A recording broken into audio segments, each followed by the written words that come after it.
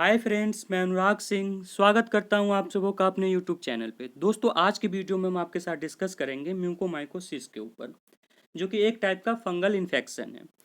और Covid patient में अभी ये इन्फेक्शन बहुत ज़्यादा देखने को मिल रहा है, खास तौर पे उन पेशेंट में जो कि पहले से ही डायबिटीज़ के पेशेंट है, जिनको डायबिटीज़ हो रखी है। उन पेशेंट में ये इन्फेक्शन ज़्यादा देखने को मिल रहा है।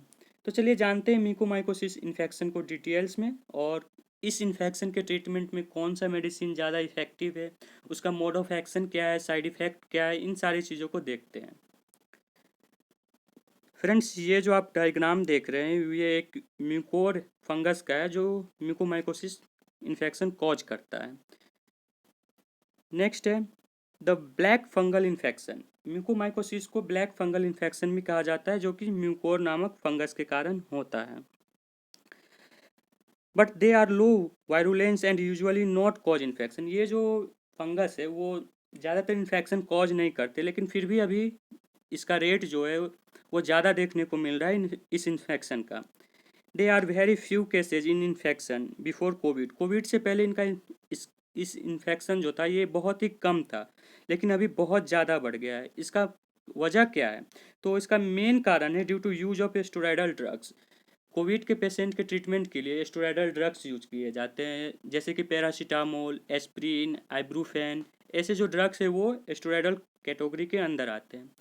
तो इस ट्रीटमेंट में, कोविड के ट्रीटमेंट में इस क्लास के ड्रग्स ज़्यादा यूज हो रहे हैं, जो कि जिसकी वजह से ये इन्फेक्शन ज़्यादातर पाया जा रहा है। नेक्स्ट है miss use of steroid drug cause behind the this infection. Steroidal drugs का यूज, उसका जो मिस यूज हो रहा है, जिसकी वजह से ये इन्फेक्शन ज़्यादातर देखने को मिल रहा है। अब हम देखते हैं टाइप ऑफ इन्फेक्शन, ये कितने टाइप की है।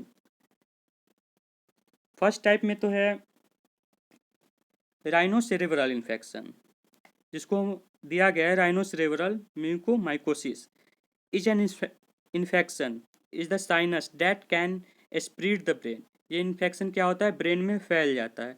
This form of mucormycosis most common in people with uncontrolled diabetes, जिसको डायबिटीज कंट्रोल में नहीं है, जिनका डायबिटीज लेवल हमेशा बढ़ा रहता है, वैसे पेशेंट में ये केसेस ज़्यादातर देखने को मिल रहा है।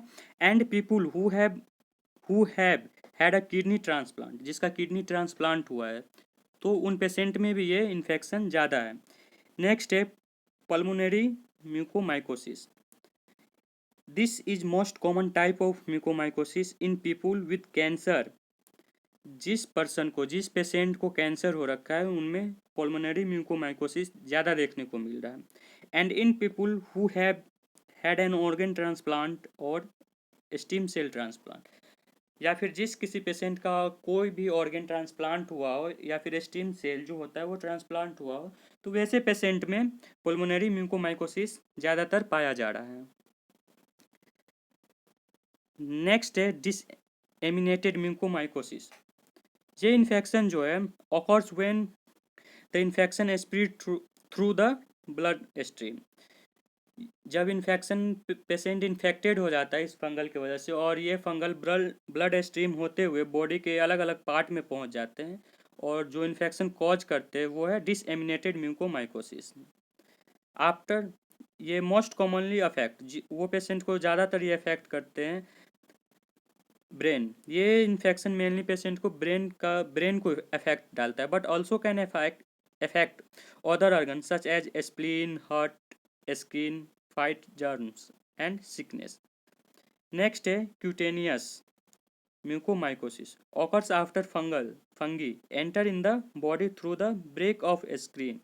जो फंगी स्किन को ब्रेक करके एंटर कर जाती है वो, ये तो जो इन्फेक्शन होता है वो है क्यूटेनियस म्यूकोमाइकोसिस।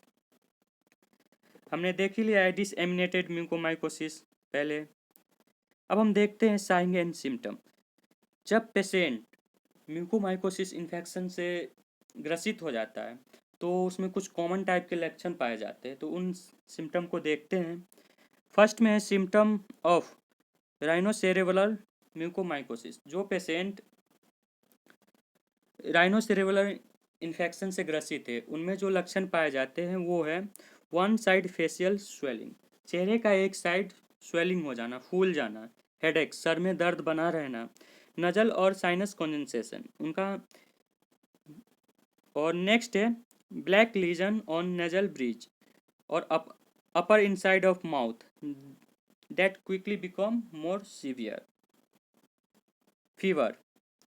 इसी तरह है next symptom of pulmonary mucormycosis include, जिनको पल्मोनरी म्यूकोमाइकोसिस हो रखा है उनमें जो लक्षण पाए जाते हैं, जो पल्मोनरी म्यूकोमाइकोसिस मतलब जो इन्फेक्शन लंग्स में हो रखा है, उनको जो लक्षण पाया जाता है वो है fever, cough, chest pain, shortness of breath, उनका ब्रीदिंग रेट भी कम जाता है। इसी तरह नेक्स्ट है सिम्टम ऑफ गैस्ट्रोइंटेस्टाइनल म्यूकोमाइकोसिस। जब म्यूकोमाइकोसिस हमारे जीआईटी को इन्फेक्ट करते हैं, उसमें फैल जाते हैं, तो उनका जो लक्षण पाया जाता है वो एब्डोमिनल पेन, पेट का ऊपरी हिस्सा में दर्द होता रहना है, नोजिया, वोमिटिंग, जीआईटी ब्लीडिंग। ये आप एक देख सकते हैं म्यूकोमाइकोसिस इन्फेक्शन जो कि एक पर्सन का आई को इन्फेक्टेड किया है, तो ये रहा उसका इमेज।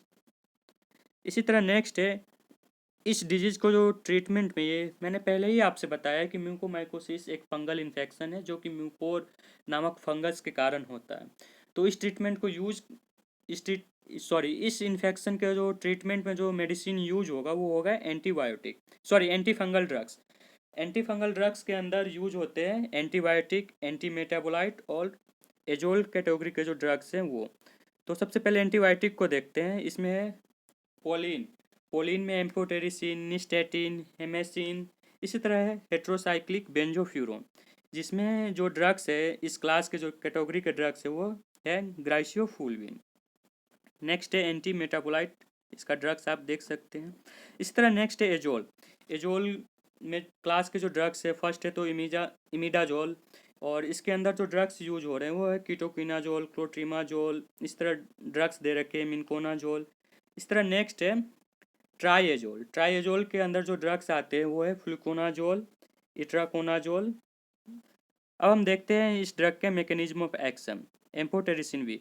फ्रेंड्स, एम्फोटेरिसिन बी का डिमांड अभी अचानक से ज़्यादा बढ़ गया है, और ये ड्रग्स, ये जो सॉल्ट है ये काफ़ी इफ़ेक्टिव पाए गए हैं इस इन्फेक्शन के ट्रीटमेंट में। तो जो इसका इन्फेक्शन है, जो मैकेनिज्म ऑफ एक्शन है एम्फोटेरिसिन बी का, वो है कि एम्फोटेरिसिन बी एक पोलिन ग्रुप का ड्रग है और ये बाइंड कर जाते हैं फंगल के सेल से। आप देख सकते हैं एम्फोटेरिसिन बी का ये मॉलिक्यूल है और ये बाइंड कर रहे हैं अर्गेस्ट्रॉल से। अर्गेस्ट्रॉल जो कि फंगल सेल के ऊपर पाया जाता है, और बाइंड करने के बाद ये पोर का फॉर्मेशन करते हैं, एक छिद्र बना देते हैं फंगल सेल में, जिसकी वजह से जो फंगल सेल का कंटेंट होता है वो लीकेज हो जाता है, और कंटेंट लीकेज होने के बाद फंगल डेथ कर जाता है, वो फंगस डेथ कर जाता है। इसी तरह ये बैक्टीरियोसाइडल कैटेगरी का ड्रग हो गया जो कि फंगल को फंगिसाइडल हो गया, ये ड्रग जो है फंगिसाइडल हो गया क्योंकि ये फंगल को डेथ कर देता है। इसी तरह नेक्स्ट है इमिडाजोल कैटेगरी का ड्रग। इस ड्रग का जो मैकेनिज्म ऑफ एक्शन है वो है कि इस कैटेगरी के जो ड्रग्स होते हैं वो एक्ट करते हैं और इनहिबिट कर देते हैं 14 अल्फा सेट्रोल डाईमिथाइलेज को, जो कि फंगल सेल में पाया जाता है, और उसका जो फंक्शन होता है वो इम्पेयर कर देते हैं, इम्पेयर द बायोसिंथेसिस ऑफ एर्गेस्ट्रोल, एर्गेस्ट्रोल का फॉर्मेशन को ही ये बंद कर देते हैं, इम्पेयर कर देते हैं इन साइटोप्लाज्मिक मेम्ब्रेन फंगल सेल के ऊपर, and impair the function of and inhibit the growth of fungi, और इस तरह से ये फंगी का ग्रोथ को भी रोक देता है। इसी तरह ये ड्रग जो हो गया, इस कैटेगरी के जो भी ड्रग्स होते हैं वो फंगल एस्थेटिक ड्रग्स हो गए। अब हम देखते हैं इसका एडवर्स इफेक्ट। एम्फोटेरिसिन भी या फिर एंटी फंगल जो ड्रग ले रहे हैं वो तो इन्फेक्शन को ट्रीटमेंट में यूज हो रहा है, तो उस ड्रग का जो साइड इफेक्ट है वो है एडवर्स इफेक्ट। तो क्या क्या है? Nausea, vomiting, diarrhoea, taste disturbance, rarely hepatic dysfunction, और देख सकते इचिंग, डिजीनेस, रेसेज, स्किन पे रेसेज पाया जाता है। अब हम देखते हैं इसका फार्माकोकाइनेटिक, एम्फोटेरिसिन बी का फार्माकोकाइनेटिक। फार्माकोकाइनेटिक का मतलब ये होता है कि body act on drug, body किस तरह से ड्रग पर एक्ट कर रहा है। तो इट इज़ नॉट एब्जॉर्बी ओरली। जब जो एम्फोटेरिसिन बी है वो ओरली, जब हम माउथ के रूट से लेते हैं, मुंह से लेते हैं इस ड्रग को, टैबलेट, सिरप, कैप्सूल, किसी भी फॉर्म में, तो वो एब्जॉर्ब नहीं होता। इसका हाफ लाइफ है 15 डेज। ये ड्रग है, मेटाबोलाइट होते हैं लीवर में और एक्सक्रेट निकल जाते हैं यूरिन के through. Relatively safe in pregnancy, ये प्रेगनेंसी में रिलेटिवली सेफ है। और एम्फोटेरिसिन बी का जो डोज है वो है 0.3 to 0.7 ग्राम पर केजी बॉडी वेट, और ये ज़्यादातर आईवी रूट से दिए जाते हैं इंजेक्शन के थ्रू। फ्रेंड्स, तो आज की वीडियो में फ़िलहाल इतना ही। उम्मीद करता हूँ कि आपको ये वीडियो पसंद आई होगी। तो thanks for watching my video. अगर आपको ये वीडियो अच्छा लगा हो तो लाइक, शेयर, सब्सक्राइब और कमेंट ज़रूर करें। Thank you.